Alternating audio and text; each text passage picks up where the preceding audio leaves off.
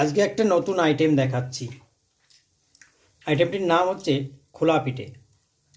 কোথাও বলে খোলা পিঠে, কোথাও বলে সরা পিঠে, কোথাও বলে কাঁচি পোড়া। তো কাঁচি পোড়া কেন বলে?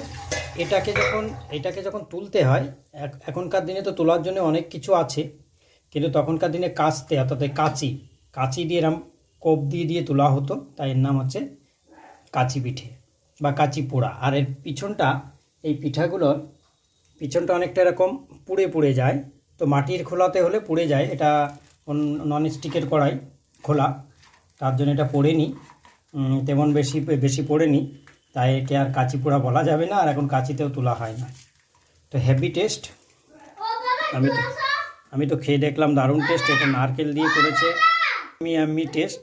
এর রেসিপি কীরকম আমি জানি না, আমি খালি দেখালাম, খেয়ে দেখি কেমন লাগে। পনিরটা তো আমি ভাজছি একটু ইয়ে করে, মানে কড়া ভাজা।